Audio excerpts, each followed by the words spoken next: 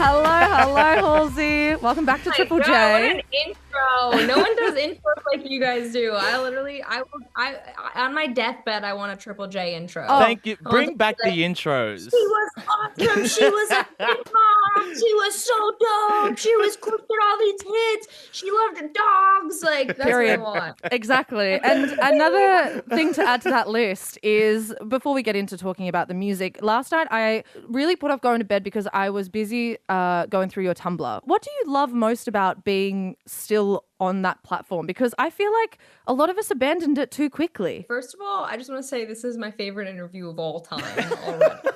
Like, wow, what a start. But first, that intro, now you're asking me about Tumblr because you were on mine last night. Of course. There's so many reasons I love Tumblr. One is because I really got my start there as an artist, and I'm not good at the other ones, man. I'm just not good at it. Like, I get myself in trouble on Twitter. I'm trying to TikTok. My Instagram, I don't post enough, but like Tumblr was for me. That was for me, that platform. And you can be really sad 1 second, and then you can switch over and just be like absolutely ridiculous. And like you can be like posting memes, and then like you can get really serious. You could be posting like Kafka, and like everyone just accepts that all those elements of your personality are canonically you. Like they're just okay with it. And I feel like if you switch vibes too fast on another platform, everyone's like, whoa, what's going on? They're like, it's a new era. I'm like, I contain multitudes, okay? I can be really sad, and then I can also be like, look how cute this lamb is.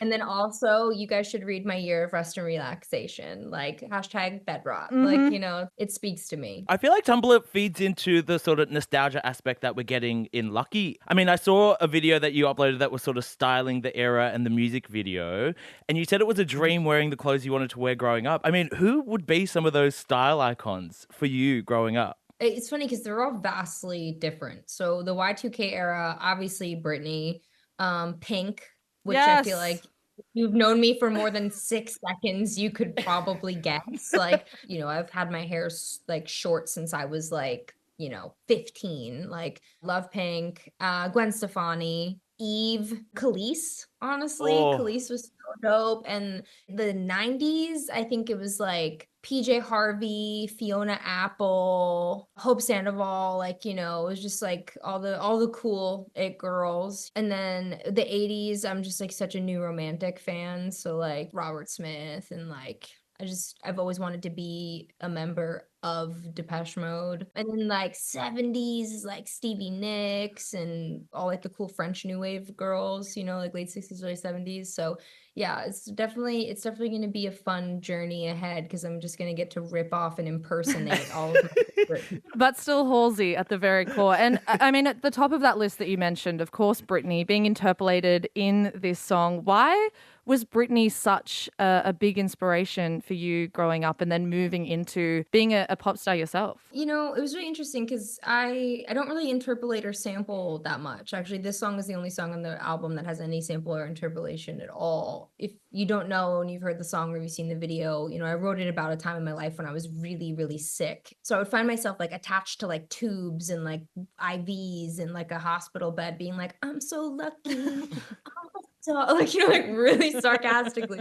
But then it started to grow on me in like a more heartwarming way. And I just kind of thought about, when I was 6 years old and like looking up to Britney and just being like, oh, when you're that age, you just want to be heard and you just want your voice to matter. And, my parents worked a lot of jobs. They were really young when they had me. And I felt really lonely when I was a kid. And I just wanted people to listen and hear me. And with Britney, she was just such and is still, just this juggernaut, like absolute monument of a person. And ironically enough, the thing that drew me to her so much was that her life seemed so perfect, and she always seemed like she had everything under control. And at 6, that's what I saw. And now with my version of the song and my reimagining of the song, it's kind of like that same 6-year-old memory, but with the knowledge of what I know now, which is that she was, and so many of us are, going through more than you could ever imagine. I feel like that's true for all of us. It's like just a basic human thing that we forget every day, which is you never never know what someone else is going through. The music video features a character that's kind of representing a younger you. What was it like when you first stepped onto the set and saw young Halsey? It was freakish. It was so freakish. But it was the best part of my day, and it was the best part of shooting because, we were shooting these things that are deeply personal and kind of ripped, right from my life. And then I would just be on the swings talking to Pascal, who plays the younger girl, and I would just be like, "How's school? What are you doing? What are your friends like? Like, what are you up to? Like, what are you little brothers? What's that? How is like?" And it was just so awesome. And I feel bad because I don't mean to put this on her because she was just a young girl who was trying to do her job. But for me, it was so much more than that. I was like getting to talk to my younger self. I imagine it's like doing like ayahuasca without ever having it. Like I'm talking to younger me. Like, She's working and you're healing. Yeah. You're like, darling, please. Was there anything that she sort of captured in her performance that like took you back? When she threw her shoe when she was arguing with her dad, she throws her like Chuck Taylor Converse like across the room and just like kind of stomps away. And I was just like, I feel you. I feel that rage. I know. I still want to do that. I'm a grown up, but I still want to throw my shoe and stomp away.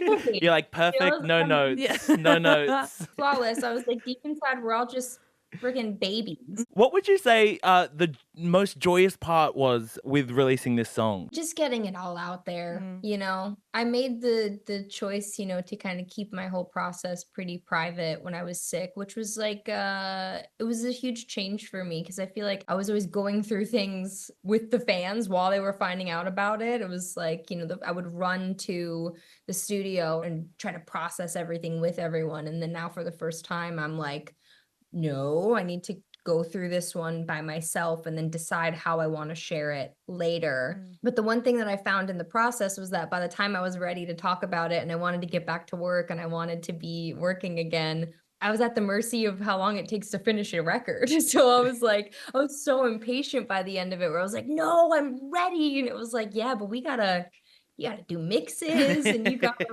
so by the time it came out, I was bursting. And speaking of the record, we know that it's on the way. We've heard 2 singles so far, The End and Lucky, which are both quite different. Can you tell us anything about where we're heading next? I think just expect the unexpected. I promise you, I left no stone unturned. The whole point of making this album, at the time of my life that I made it is I wanted to make sure that I tried and did everything I've ever wanted to do in case I didn't get to make another album again. There's no, I'll get to that later. I'll do that later. That's not promised to us, And so I was just really thought about that a lot and was like, I'm going to hit them all.